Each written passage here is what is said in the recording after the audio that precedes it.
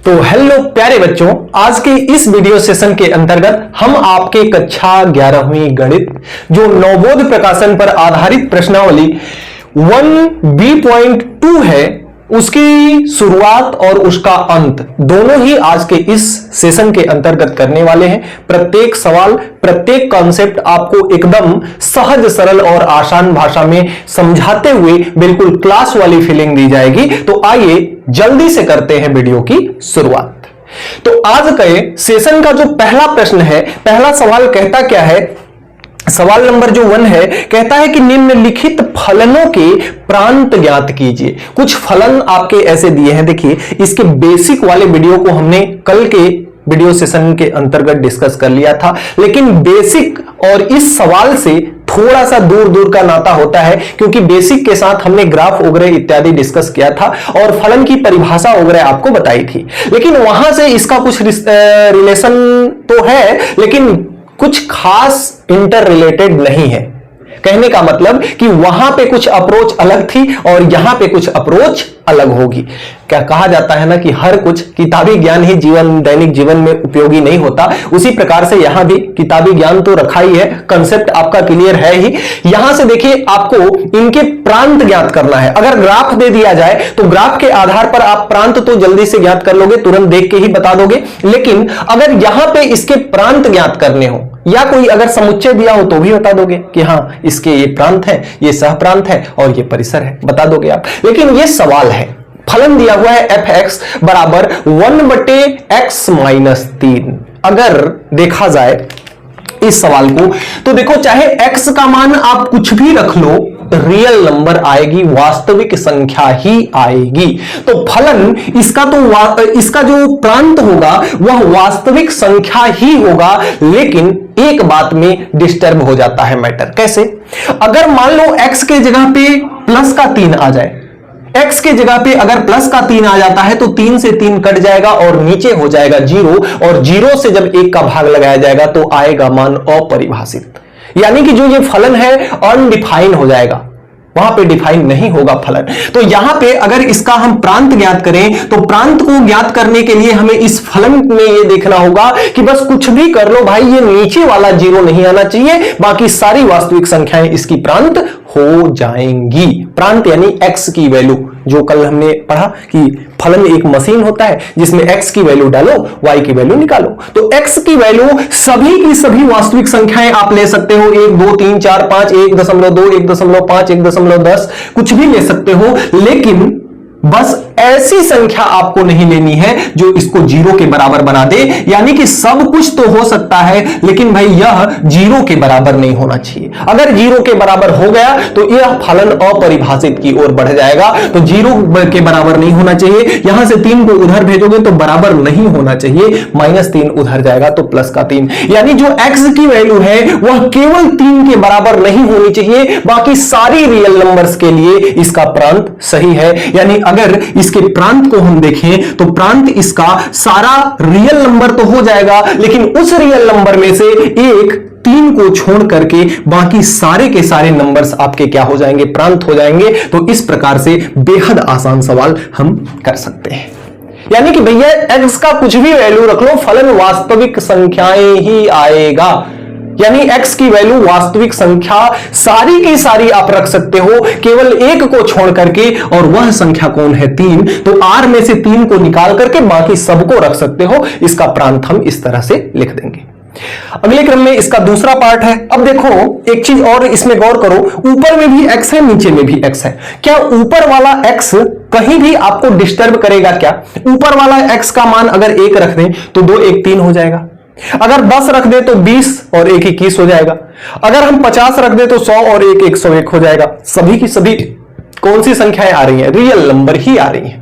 यानी कि सारी की सारी ऊपर वाला तो हमें डिस्टर्ब नहीं करना है, चाहे हम मान कुछ भी रख दें, लेकिन नीचे वाला भाई डिस्टर्ब करेगा।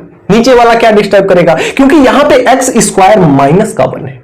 अब अगर यहां पे चाहे आप 1 रख दो चाहे -1 रख दो, दोनों ही वैल्यू इसको डिस्टर्ब कर देगी, क्योंकि -1 रखोगे तो भी 1 आएगा, -1 का स्क्वायर 1, और 1 में 1 निकलेगा 0 हो जाएगा, और 0 जैसे ही हो जाएगा फलन अपरिभाषित की ओर बढ़ जाएगा। तो आप बस प्रांत लिखते टाइम एक ही बात याद रखना कि भैया ये x स्क्वायर -1 0 के बराबर नहीं होनी चाहिए, बाकी सारे के सारी रियल नंबर इसके प्रांत हो जाएंगे, x की वैल्यू हो जाएगी। तो आइए x की वैल्यू निकाल लेते हैं। अब इसको डायरेक्ट उधर मत भेज दीजिएगा कि -1 उधर भेज दिए, ये एक गुणनखंड है आपका। जैसे हमारे पास सूत्र होता था ना, a square minus B square, तो इसको हम लिखते थे a प्लस का b और दूसरे ब्रैकेट में a माइनस का b, लिखते थे कि नहीं लिखते थे? उसी प्रकार से यह भी हो रहा है, 1 का स्क्वायर और x का स्क्वायर माइनस 1 का स्क्वायर, तो एक ब्रैकेट में x माइनस a, एक ब्रैकेट में x प्लस a लिख सकते हैं हम। तो लिख दो, एक ब्रैकेट में x प्लस 1 और दूसरे ब्रैकेट में x माइनस 1, और ये बराबर नहीं होना चाहिए भाई 0 के। अगर एक बार इतना अगर 0 के बराबर नहीं होगा तो x प्लस 1 बराबर नहीं होगा 0 के, और दूसरे में x माइनस 1 यह भी बराबर नहीं होना चाहिए 0 के। तो यहां से अगर देखा जाए तो x बराबर -1 के बराबर नहीं होना चाहिए, और x जो है 1 को उधर भेजो तो 1 के बराबर नहीं होना चाहिए। यानी इसका जब आप प्रांत लिखोगे ना तो इसका प्रांत क्या हो जाएगा? प्रांत क्या हो जाएगा भैया? सारे रियल नंबर्स तो आप ले सकते हो, लेकिन इन दो मानों को छोड़ करके -1 और 1 ये दोनों मान नहीं हो सकते हैं x के बराबर। तो आप r में से क्या कर दो ना, 1 और -1 को घटा दो, बाकी सारे के सारे आपके क्या हो जाएंगे? बाकी सारे के सारे आपके पड़ोसी यानी कि आपके प्रांत कहलाएंगे, हो जाएंगे, सारे रियल नंबर आपके प्रांत होंगे। देखिए कितने आसान सवाल है। इसमें देखिए, इसमें भी कुछ नहीं करना है भाई, ऊपर वाला वैल्यू तो आपको डिस्टर्ब करेगा नहीं। ऊपर वाला x का मान आप कुछ भी रख लो, रियल नंबर कुछ भी उठा करके रख लो, आपको परेशान नहीं करेगा फलन। ये fx बराबर दिया होगा ना, हाँ, तो ऊपर वाला तो परेशान नहीं करना है भाई। लेकिन ये जो आपका x प्लस 5 है यह कहीं से 0 के बराबर नहीं होना चाहिए, इतना बस याद रखिएगा। तो यह x प्लस 5 बराबर 0 के नहीं होना चाहिए, तो x बराबर किसके नहीं होना चाहिए? -5 के नहीं होना चाहिए। बाकी सारी की सारी संख्याएं रियल नंबर की हो सकती हैं। यानी कि अगर इसका आप प्रांत लिखो तो इसका प्रांत क्या हो जाएगा? इसका प्रांत हो जाएगा कि भैया रियल नंबर तो आप लिख सकते हो, सारे के सारे रियल नंबर लिख सकते हो, लेकिन एक -5 को क्या करोगे? छोड़ करके, एक -5 को छोड़ करके r में से -5 को निकाल दो, बाकी सारी की सारी संख्याएं आपकी प्रांत हो जाएगी। अप्रोच समझ में आ रही है आपको या नहीं? देखिए कहने का मतलब यह है, प्रांत होता क्या है। जनरली मैंने बेसिक्स क्लास में आपको समझाया था कि जैसे अगर दो समुच्चय हैं, मान लेते हैं जैसे एक आपका अवयव जो है a है और b है, और दूसरे का अवयव कौन सा है? a 1 है, 2 है, 3 है, इस तरह से अवयव है। और आपके पास इस प्रकार का है कि 1 का संबंध 2 से भी है और b का संबंध किससे है? 2 से है। a का संबंध 1 से और b का संबंध किससे है? 2 से है। तो जो ये आपका फलन a है और ये फलन b है, ये एक दूसरे के साथ अगर फलन है, एक दूसरे के साथ क्या है? एक दूसरे में फलन है, तो इसको हम लिखते कैसे हैं कि जो f है परिभाषित है a से कहां? b में। इसको पढ़ते हैं कि f a से b में परिभाषित है, ऐसा पढ़ते हैं इसको। अब यहां पे हमने प्रांत, परिसर और सहप्रांत बताया था। क्या बताया था? प्रांत, परिसर और सहप्रांत बताया था आपको। तो प्रांत वे अवयव होते हैं, प्रांत पहले समुच्चय के वे अवयव होते हैं जो दूसरे समुच्चय से संबंधित हों, या पहले समुच्चय के ऐसे अवयव जिनका दूसरे समुच्चय के साथ प्रतिबिंब बन रहा हो, वे सारे के सारे क्या कहलाते हैं? प्रांत। तो a और b इन दोनों का प्रतिबिंब समुच्चय b में बन रहा है, इसलिए ये दोनों के दोनों क्या है? प्रांत है। और अगर हम परिसर की बात करें तो परिसर दूसरे वाले समुच्चय के वे सारे अवयव होते हैं जिनका पूर्व प्रतिबिंब पहले समुच्चय में बन रहा हो। तो इसमें देखिए 1 का पूर्व प्रतिबिंब a है और 2 का पूर्व प्रतिबिंब b है। तो यानी कि 1 और 2 का पूर्व प्रतिबिंब समुच्चय 1 में बन रहा है, अतः इसका परिसर क्या होगा? 1 और 2 होगा। लेकिन अगर सहप्रांत की बात करें तो दूसरे समुच्चय के सारे अवयव यानी 1 2 3 क्या कहलाएंगे? सहप्रांत कहलाएंगे।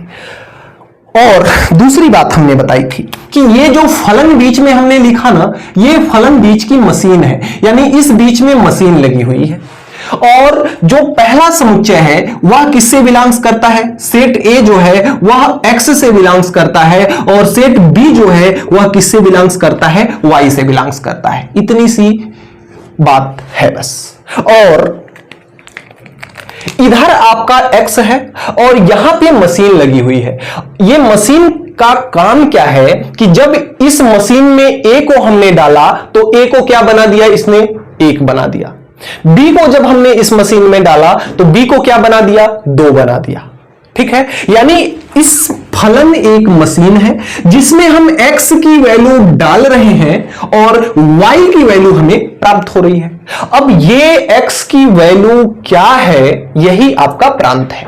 तो ये हमें ज्ञात करना है प्रांत। तो प्रांत में जो फलन x दिया हुआ है, x में आप कौन कौन सी वैल्यू पुटअप कर सकते हो कि यह जो फलन है यह वैलिड रहे, यानी x की ऐसी वैल्यू आपको बताना है। प्रांत पूछ रहा है, प्रांत पूछने का मतलब यह है कि x की ऐसी वैल्यू आपको बतानी है जिससे यह फलन वैलिड रहे, एक्सपायर ना हो या अपरिभाषित फलन ना हो जाए।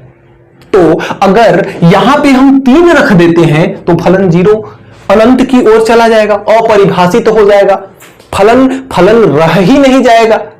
तो हम क्या करते हैं कि इस x की ऐसी वैल्यू फाइंड करते हैं जिससे यह फलन बना रहे, यानी फलन से खत्म ना हो जाए उसका फलन का गुण। इस फलन के इसके द्वारा जो फलन का गुण है ना, हमने बताया था 2 पॉइंट कि पहले अवयव ये सभी से क्या होनी चाहिए? संबंधित होने चाहिए। दूसरे समुच्चय के किसी भी 2 अवयव का संबंध किसी एक अवयव के साथ पहले समुच्चय के नहीं होना चाहिए। तो अगर हम हो सकता है x का मान अगर यहां पे 3 रख दें तो फलन अपरिभाषित हो जाएगा, तो यह फलन रह ही नहीं जाएगा। तो कुल मिलाकर के x का हमें ऐसा मान प्राप्त करना है जिसे हम इसमें रख दें तो फलन बना रहे। समझ में आ रही है बात? अगर बात समझ में आ रही हो, इतनी बातें अगर हलवा हो गई हो तो कमेंट बॉक्स में लिख दीजिएगा हलवा। वीडियो देखते तो बहुत लोग हो लेकिन लाइक कोई नहीं करता, क्योंकि सर जी बोलते नहीं है लाइक के लिए।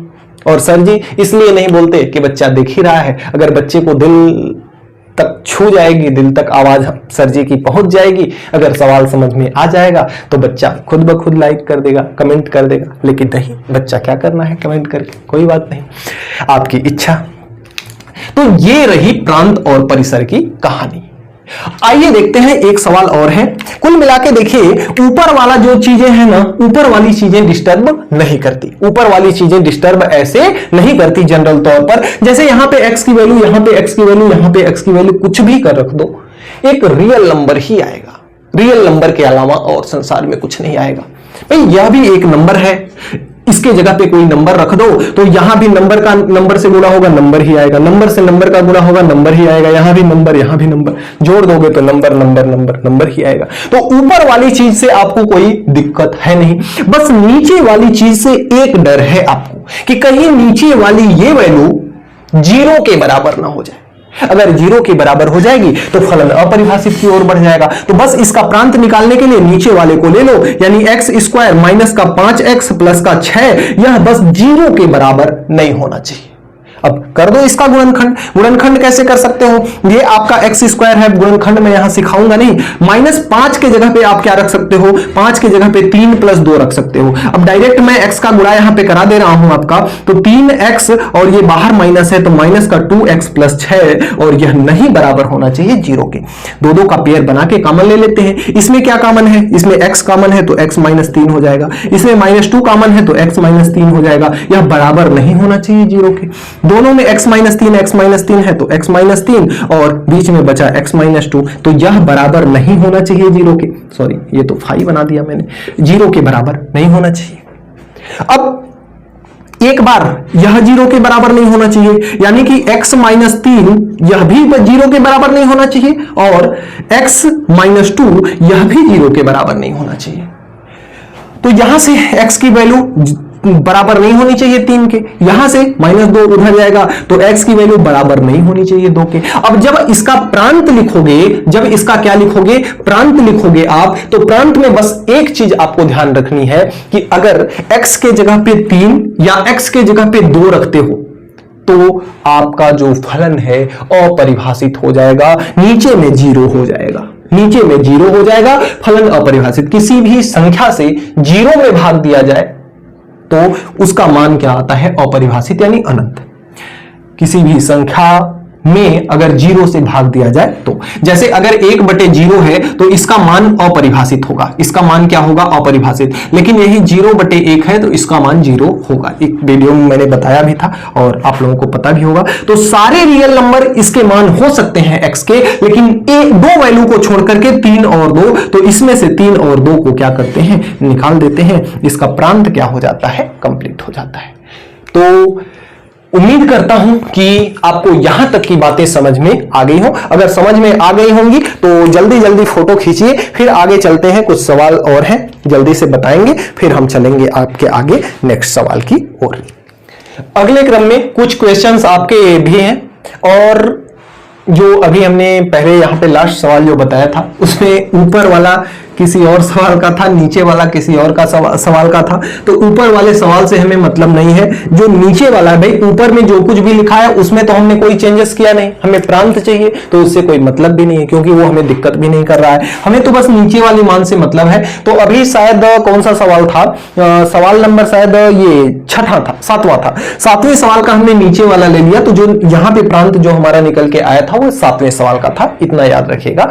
और जो आपका 5वां सवाल है, 5वें सवाल का आप खुद से निकाल लीजिएगा। जो इक्वेशन दिया हुआ है, जो गुणनखंड दिया हुआ है उसका गुणनखंड कर लीजिएगा, और सेम जो 7वां सवाल है उसी के जैसे 5वां भी होगा, कर लीजिएगा आप लोग। आइए देखते हैं, इसमें थोड़ा सा, इसमें एक नई चीज है थोड़ी सी, बस ज्यादा कुछ नहीं। देखिए, माइनस होता तब तो हमारा काम बन जाता। और दूसरी बात हम ये भी जानते हैं कि ऊपर वाली चीज हमको दुख नहीं दे रही है, क्योंकि ऊपर मान कुछ भी रख दें हमारी वास्तविक संख्याएं ही आएंगी। तो हमें दुख कौन दे रही है, बस नीचे वाली, कि भैया ये 0 के बराबर अगर ना हो तो हमारा फलन बना रहेगा, अपरिभाषित नहीं होगा। तो अगर 4 को उधर भेजें तो x² बराबर कितना हो जाएगा, x² बराबर हो जाएगा -4। x² बराबर कितना हो जाएगा, x² बराबर हो जाएगा आपका -4। कौन सवाल है, हाँ, तो अगर यहां पे देखिए -4 हो जाता है ना, स्क्वायर अगर हम यहां से हटा देते हैं, ये बराबर नहीं है, ये बराबर नहीं है। स्क्वायर अगर यहां से मैं हटा भी देता हूं बाय द वे, तो स्क्वायर अगर यहां से हटेगा तो ये देखिए क्या हो जाएगा, -4 का अंडर रूट हो जाएगा, -4 का अंडर रूट। और -4 का अंडर रूट हल किया नहीं जा सकता क्योंकि ये सम्मिश्र संख्याएं हो जाएंगी, तो इसका कोई भी वास्तविक मान नहीं होगा, इसका कोई भी वास्तविक प्रांत नहीं होगा, इसका कोई भी वास्तविक प्रांत नहीं होगा।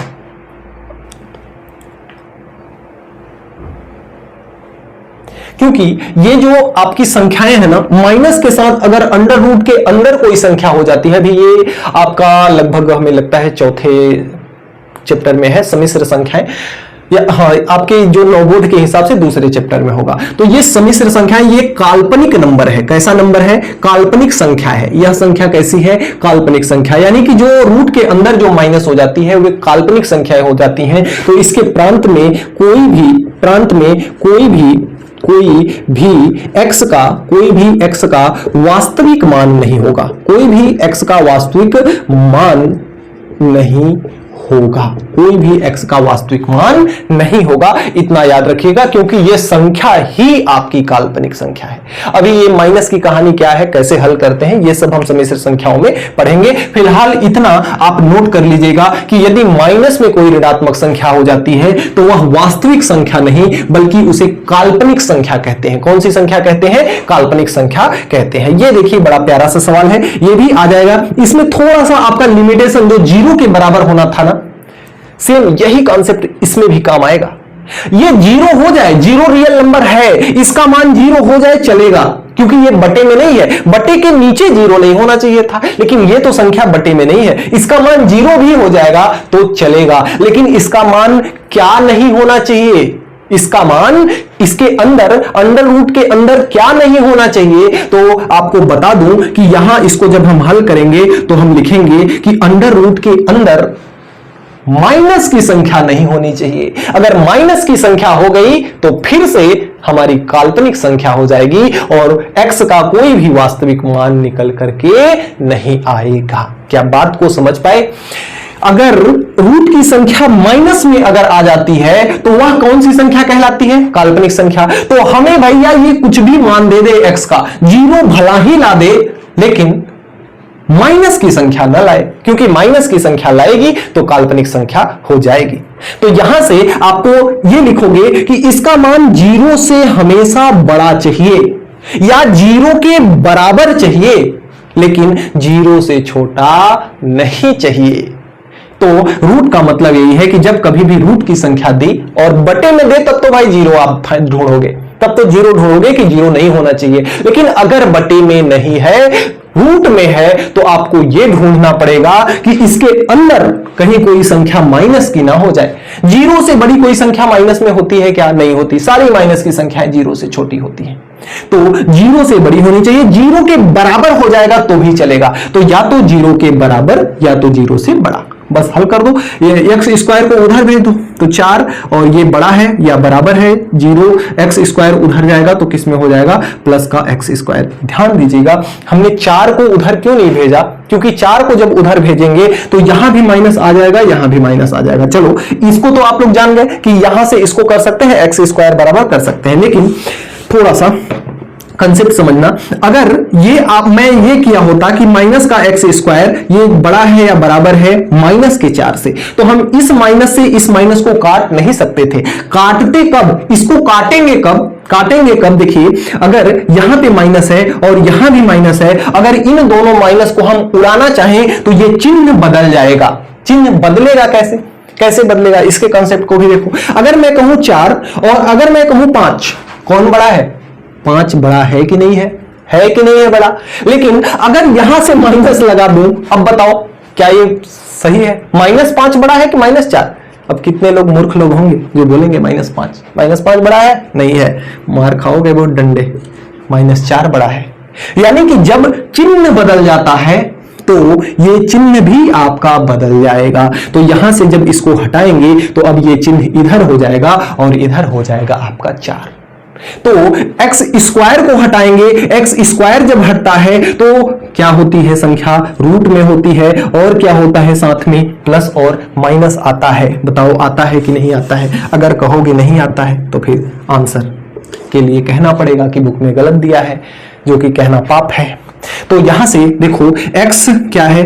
या तो छोटा होगा या बराबर होगा किसके? अंडर रूट को खोलोगे तो 2 का रूट होता है 4 प्लस माइनस 2 के, यानी प्लस माइनस 2 को छोड़ दो, बाकी सारी रियल नंबर्स ले लो। तो यानी कि अगर इसका प्रांत लिखने चलो आप, तो प्रांत क्या हो जाएगा कि r में से केवल प्लस का 2 और माइनस का 2 हटा दो, बाकी सारे के सारे आपके क्या हो जाएंगे? प्रांत हो जाएंगे। बताओ कंसेप्ट समझ में आया कि नहीं आया? आया तो एक बार एस लिखो। अब आइए चलते हैं यहां पे कहानी थोड़ी सी बदल जाती है। अब हम माइनस का टेंशन नहीं लेंगे, भले ही रूट के अंदर संख्या है लेकिन बटे के नीचे है, इसलिए हमें माइनस से कोई दिक्कत नहीं है। हमें तो यह देखना है कि ये कहीं जीरो ना हो जाए, नहीं तो अपरिभाषित की ओर चलने लगेगा फलन। तो ये आपको इसको आप ऐसे सीधे सीधे लिख लो। दोनों में अंडर रूट है तो दोनों को अलग अलग अंडर रूट लगाने की जरूरत नहीं है। 1 - x और इसको लिख लो x - 2। इस प्रकार से आप लिख सकते हो। गुणा में है चूंकि इनटू में है, लिख सकते हो साथ में। अब कुल मिलाके ये जीरो के बराबर नहीं होना चाहिए, यानी कि x की वैल्यू जो 1 - x है या फिर जो x - 2 है, यह जीरो के बराबर नहीं होना चाहिए। यानी यह भी जीरो के बराबर नहीं होना चाहिए, 1 - x भी जीरो के बराबर नहीं होना चाहिए और x - 2 भी जीरो के बराबर नहीं होना चाहिए। तो यहां से x को उधर भेजो तो x बराबर नहीं होना चाहिए किसके? 1 के, और x बराबर नहीं होना चाहिए किसके? 2 के। तो फिर क्या होना चाहिए? प्रांत। तो फिर प्रांत को r में से कौन कौन? 1 और 2 को निकाल देना चाहिए। 1 और 2 को क्या कर देना चाहिए? निकाल देना चाहिए। यही आपका हो जाएगा आंसर। 1 और 2 को क्या कर देना चाहिए? रियल नंबर से निकाल देना चाहिए। ये रहा रियल नंबर। रियल नंबर में से 1 और 2 को क्या करते हैं? छुट्टी कर देते हैं। ठीक है, यहां देखिए, यहां कहानी क्या है, यहां भी कहानी सेम इसी प्रकार से चलेगी कि भैया अंदर है और नीचे तो है नहीं कि हमें जीरो का झंझट होगा। हमें तो बस ये देखना है कि ये जो वैल्यू है ना ब्रैकेट के अंदर, यह जीरो से हमेशा बड़ी आनी चाहिए, और या तो जीरो के बराबर भी आएगा तो चलेगा, जीरो से छोटा नहीं होना चाहिए, क्योंकि जीरो से छोटा माइनस में हुआ तो सारी संख्याएं ये काल्पनिक में चली जाएगी, कोई वास्तविक वैल्यू नहीं मिलेगी। आइए देखते हैं, यहां से अगर इसको हम हल कर दें तो एक्स स्क्वायर, 16 को उधर भेज देते हैं तो ये चिन्ह ऐसे ही रहेगा और इधर आ जाएगा 16, और स्क्वायर को हटाते हैं तो आप जानते हो क्या आता है, अंडर रूट, और अंडर रूट के साथ क्या आता है, प्लस माइनस। और अगर हम x की वैल्यू देखें तो x की वैल्यू बड़ी होनी चाहिए या बराबर होनी चाहिए किससे, 16 का वर्ग कितना होता है 4, और इसके साथ क्या लगा हुआ है, प्लस माइनस 4। यानी अगर आप प्रांत लिखो, इसका r लिखो, अगर सॉरी r नहीं प्रांत, अगर इसका प्रांत लिखो आप तो रियल नंबर में से